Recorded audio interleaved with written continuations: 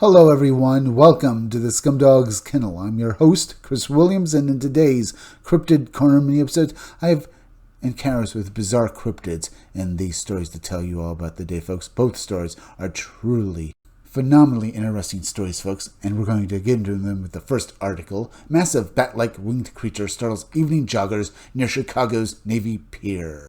This story we're about to read, folks, is yet another account in the evolving story of the Chicago Mothman, phenomena. So let's get into it now. As storm clouds rolled over Lake Michigan on the evening of June 17th, a jogger witnessed something extraordinary near Chicago's Navy Pier. What began as a peaceful run along the lakefront quickly turned into a moment of disbelief as a dark-winged creature described as a giant bat soared silently from beneath a bridge and vanished toward the water treatment plant. The sighting adds to a growing number of reports that have haunted the city's shoreline for years. Very interesting, folks. I wonder if this giant bat has any relationship to the giant owl that's been seen in Chicago as well, along with the several accounts of winged and Mothman, cryptids, folks. Either way, let's continue with this article. I was out for a late jog on Saturday evening about 7 p.m. June 17th and was taking my usual route along the lakefront jogging trail headed towards the Navy Pier. As I passed Ohio Street Bridge and headed toward the pier, I saw what looked like a giant bat fly over from what looked like under the bridge that holds up North Lakeshore Drive. It flew parallel to East Grand Avenue and then up and over the trees toward the water treatment plant. The entire incident lasted only a few seconds, and obtaining exact details proved intricate. Due to the low light, I can make an educated guess and say that it appeared to be the height of an average man at about 6 feet tall, but it was also approximately 15 to 20 feet away from it when I saw it. It looked like a great big bat, solid black, but it stood out against the building and had a wingspan that must have been at least 7 to 8 feet from tip to tip. It was silent as far as it could tell, but the area was noisy with the sound of a city traffic and other background noises. I know I was not the only one who saw it, as about 6 to 7 others noticed it, and I heard more than one person say, "Look at that." As it flew, you could tell it was flapping its enormous wings, gaining speed and altitude till it cleared the trees and headed off toward the water treatment plant. When I reached the point where I could look out toward the plant, it was no longer there. I checked my watch at the time and noted the time was 7:08 p.m. The weather was cloudy. We had storms pass through the area earlier today, and it looked like more were on the way. There was visible lightning over the lake at the time that this incident occurred. I went home after completing my jog and looked up sightings of giant bats in the city, and I was shocked by how many there had been recently. That is how I got the info on where to report this to you. So far, very interesting, folks. Can you imagine this giant bat being seen? Was it possibly the Mothman? I mean, this guy said that it looked like a giant bat to him. It didn't sound like he described it as humanoid in any way, folks. So it sounds different from the other flying humanoid encounters and Mothman sightings in Chicago and the surrounding area in Illinois. Either way, along with the giant owl sightings, folks, there's definitely something going on in Chicago. But let's finish off this article now by reading this commentary. This account aligns with several prior sightings along Chicago's lakefront corridor, particularly near Navy Pier and the Jardine water purification plant, both of which have been recognized as hot zones for winged humanoid activity since 2017. The witnesses' detailed timing, corroborated by multiple observers, and description of the creature's behavior, low flight from under the bridge, silent motion, and wide wingspan reinforce previously reported patterns. The stormy weather and lightning activity may also be significant, as numerous cases link electrical disturbances to manifestations of winged entities, suggesting an interdimensional or ultra-terrestrial connection rather than a purely biological cryptid. The emotional tone of the witnesses reflects shock followed by curiosity, a common reaction among credible urban witnesses who are unprepared for such encounters, which is something we've read in numerous accounts over the years, folks. Indeed, people feel bewildered, but also occasionally they are very curious at the science of these, entities.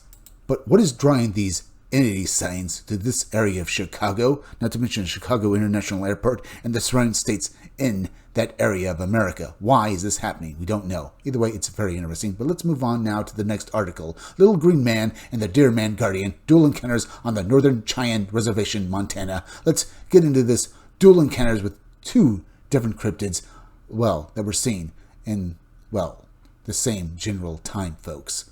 Either way, let's read it now. The quiet hills of the northern Cheyenne Reservation became the stage for two chilling encounters. One evening, a small green humanoid, and another, a towering antlered being that defied logic. Were these signs connected? Manifestations of ancient spirits, interdimensional visitors, or something even stranger, still lurking in the Montana wilds?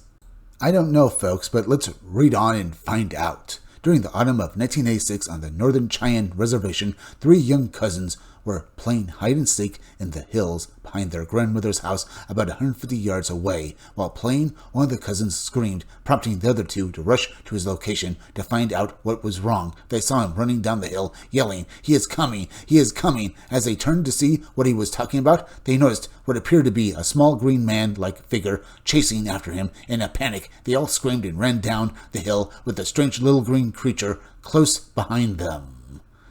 Was this a goblin, folks? It sure sounds like it. It sounds like a green goblin from basically a fantasy story. But they don't mention having a long nose or pointed ears. But from the general demeanor of the witnesses, folks, it sounds like this creature was truly terrifying to them. Was it actually an ultra-terrestrial encounter, folks? An encounter with maybe an alien? Because it does sound like this could possibly be another sign of the Hopkinsville Goblins, at least one of them, folks, because it does sound similar, at least, with the green skin. Either way, very, very interesting, folks, but this article is not done yet because it goes on. So, let's get back to their story. Their grandmother heard the commotion and ran out onto the back porch to see her grandchildren rushing toward the house with the little green man in pursuit. However, when the figure reached a point near the house, it suddenly stopped and stood still, gazing intently at the house. The little green figure remained there until sundown. The rest of the family was called over, and they waited up all night, but by morning, the strange little man had vanished. Locals have since spread rumors that little green men inhabit the mountains. But that's not all that was seen on that same day, folks. At the same time, other people, and we're about to read their story, folks, encountered something else that might even be, just as phenomenal as these people with the little green man, folks. So let's read their account now. Around the same time, another group of people was camping on the reservation between three small hills when rocks and boulders of various sizes suddenly bombarded them, and at one point, a large boulder landed directly on their campfire, sending embers flying everywhere. The men quickly ran from the area, and as they looked back, they were astonished to see a giant bipedal creature described as a deer man. It had a human-like torso and a deer-like head with antlers. This bizarre creature was jumping back and forth over the dying campfire with a remarkable agility, seemingly watching them as they fled. RR. Well, that's truly insane, folks. From giant bat-like creatures to basically literal creatures like goblins that sound very reminiscent of literal, Warhammer, goblins, folks. Now we have an actual appearance of a Beastman, because this antlered deer man, folks, sounds like basically a typical, Beastman from basically Warhammer lore, folks. And I'm talking about Warhammer Fantasy Battle in 40K here, folks. Either way, this creature doesn't sound like it was all that violent, but it certainly didn't want these people in its area. Now, for one reason or another, this entity, this deer man, was called the Guardian Spirit. Now, is it possible that this was a sign of some sort of guardian entity, a spirit from basically Native American lore, folks? Perhaps. But there are Native American legends about deer people, folks, particularly deer women, who aren't exactly, or even remotely guardians. They generally kill men if basically they're able to seduce them. Was this entity along those lines, folks, some sort of malevolent spirit? I don't know.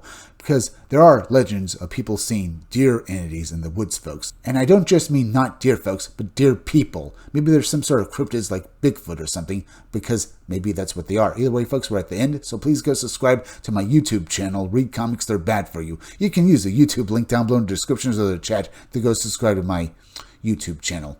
Hit that like button for me. Make sure you're still subscribed. Leave some comments down below. Hit that bell for notifications. Hit the part of the bell that'll give you all future notifications. And please, share this video out. I'm Chris Williams from the Scumdog's Kennel.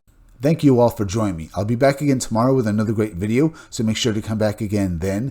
Till next time, folks, I'll see you all again soon.